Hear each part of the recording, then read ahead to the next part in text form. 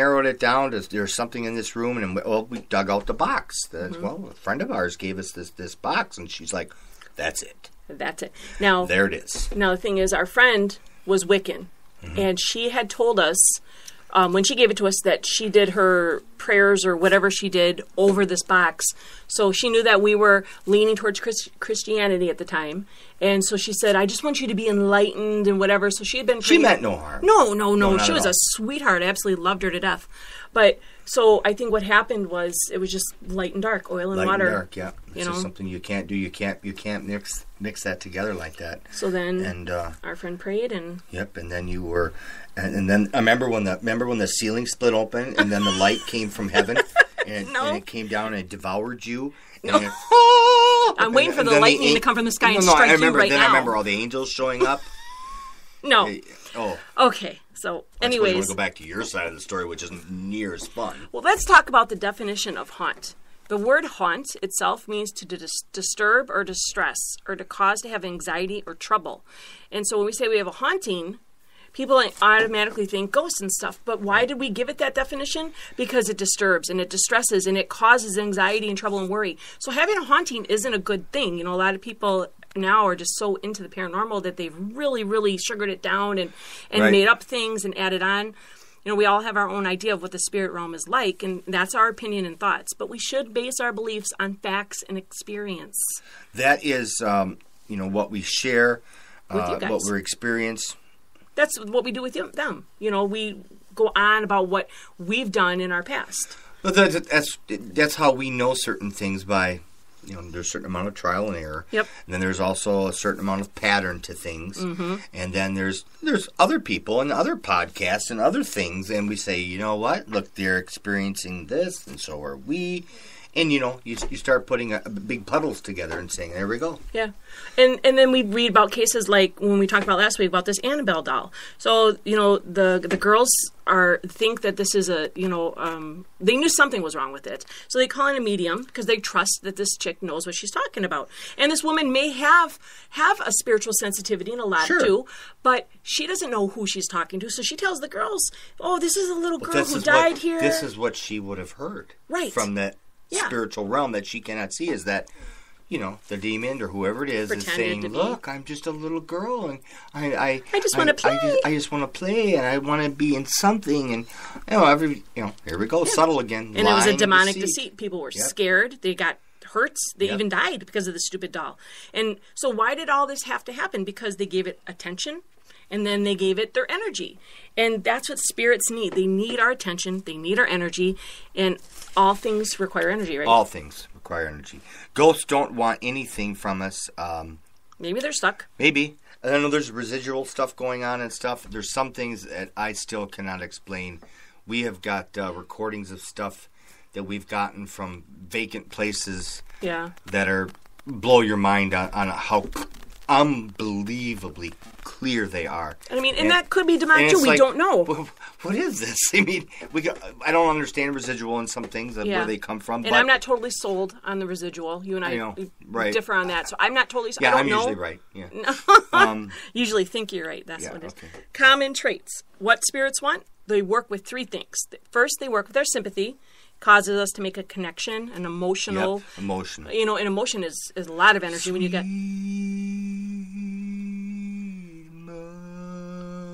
Emotion. Oh, you can keep going. Should I tie some rags around the microphone for you? The second thing is they work with our needs. They hear what we say. They know, they watch us. So they know what we desire. If we want something... When's the last time a demon just handed you like $200? Well, I don't know. Didn't the Annabelle doll or something hand them a chocolate? But cold hard cash is what it's always about. You're buy my own chocolates.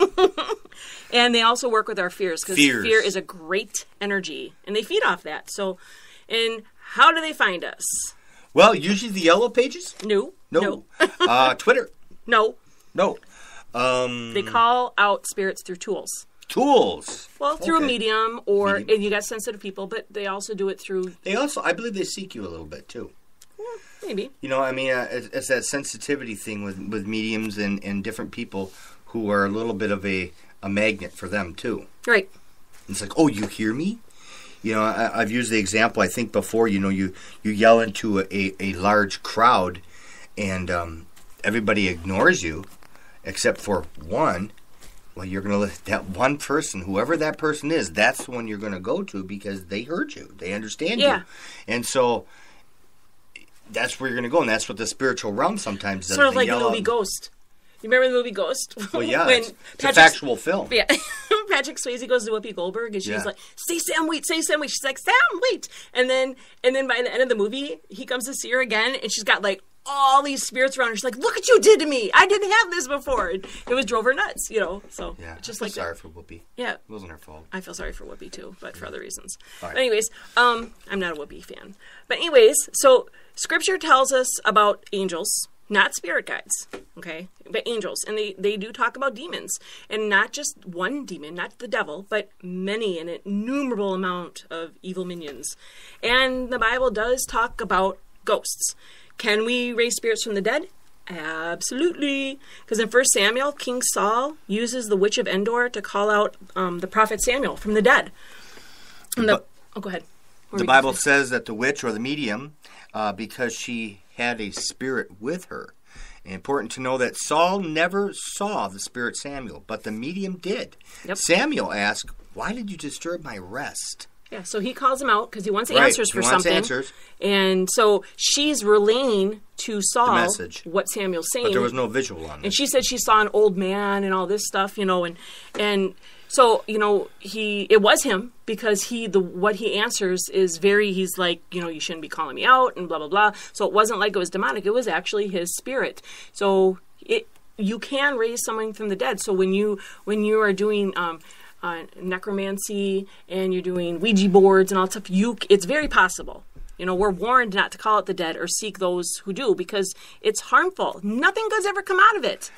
That's just it, too. So if anybody out there has some great positive stories of their ghost or their demon who've done great and wonderful things for them, you know, go ahead and email us or whatever, and we would really like to know because I don't know of any. However, like you said, though, in the beginning... They'll give you some information. Right. Yeah, they lead you a little deeper. Mm-hmm. And they always mix truth and lies. Yep. They always do. In my book, I talk about so many different stories where I was led that way. Like using the Ouija board. I remember we were like in 8th grade and we were asking for this guy Joe's number. We really liked Joe, but we didn't have his number because he was in 8th grade and we were like young. So where we were in 8th grade, he was in 9th grade. And so it gave us this guy's phone number, honest. So we call him and we're like freaked out because we didn't really think it was going to happen. Oh, you just got every little tween. I did. That's not like what you've done. It was horrible. No, it was bad because then the next like week or so, that family was tormented by demons. I mean, their oldest sister, I think she was 18. She ended up in the hospital because she went like nuts. She was screaming. She was seeing demons.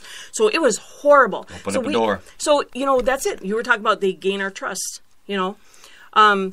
Again, spirits seek out attention and energy, and the demonic, some will call it poltergeist, which means noisy spirit. But I don't like to call things poltergeist because even though it means noisy spirit and demonic are noisy, what happens is it takes away from what it could really be. When they say poltergeist, they're not necessarily talking about a demon. And I do believe, like many cases, are demonic and people just don't know it. They love to cause fear and harm and torment and torture and destroy, and they do it now and they do it later. And it causes that fatigue, depression, self-harm, causes all those night terrors and stuff. And for the most part, it starts out subtle, seemingly harmless, and then it goes into something more, right? The more you give it, the more it gives back. That's part of its tactics. Questions. Well, they'll use your energy. They gain your trust. Yep. You know, do you remember when you were talking about, you said, well, he'll tell you to kill your neighbor. Yeah. You're like, be careful, kill him. And then you're like, hey. And then all of a sudden you're like, hey, I think I'm going to kill the neighbor. Wait. Where did that come from? Where did that come from? Yeah, it's a great idea. Kill the neighbor. You know, everything has to have a certain amount of energy and be called out or something like this. I mean, we often use the Bible as our reference because of all spiritual things, spiritual nature and stuff like that, we go back to, that. But there's also a second source that I like to use a lot because next to the Bible, it's probably one of the second best sources we can use, and that would be none other than the bioexorcist himself, Beetlejuice. Because Okay. you remember, even him, he was stuck to the little board. Yeah. And he couldn't do anything unless his name was called 3 times. Three times. Mm-hmm. So I'm You saying, know? He's like, come on, man, one more time. Let's do it. Come on, man. Getting all ready. He's getting himself all fixed up. He's all ready to go. And then she, calls him. Oh, yeah? Yeah. It's that movie is more real than people think. But they have no idea. No, not an idea. And then, and he made a deal with the girl. He said, I'll help. Remember? Right. I'll help If you call me out. And see? So they should redo that movie. They should, because it's actually an educational film. You get the ghost. Yeah. You got the demonic. Yeah. You've got, How about the little head shrinking guy in there? Now that guy rocked, huh? He's so small, his head guy. That was pretty cool. Yeah, it was great. Okay, I think we're done for tonight. Oh, we got like 4 minutes. 4 minutes. Hey, you know what? I want to give a shout out to everybody in the state of Arizona. Of Arizona? Yeah, why? Yeah. Well, it's kind of a hot spot, but... oh, God. Wah, wah, wah. But we've actually got a lot of listeners that are in Arizona. Yeah. And so I don't know if they're sitting inside getting out of the heat or what it is. That could be it. So everybody in Arizona, hey, how you doing? Huh? How you doing? All right. I'm glad everybody's listening. Thank you for the many, many emails that we're getting and the followers. I love emails. I love to hear them. Yeah, Scott makes me read them. It's so cute. It's our bedtime thing. So when you're sitting there trying to get rest or you're watching TV, I'm reading your emails. This is my form of entertainment. I mean, what does what does a demonologist? I got one. What does a demonologist do on a Friday afternoon? What? He takes care of the lawn. Takes care of the lawn. Yeah, I fertilized the lawn today. Oh, I thought you were telling me a joke. No. I was like, what's the punchline? There's no punchline. It's so stupid. Hey, you know what? I got one for you. This is a good one. Good one. All right, now, I know not everybody has this problem, but everybody up here in the north does. We have geese. No, we're not telling this. Listen to me. We're not telling this. Yeah, we don't even have have geese. We have enough time. We have geese. God. Now, up here in Wisconsin this is so stupid. and other parts of the north, it's important. The geese, they form a V formation. Okay, they form a V formation, and they fly in a V. Now, have you ever noticed, Heidi? What? Heidi, have you ever noticed that occasionally that V is not even, but the V will be longer on one side than the other? Do you know why that is? No, Scott, that's Tell me. There's more geese on one side.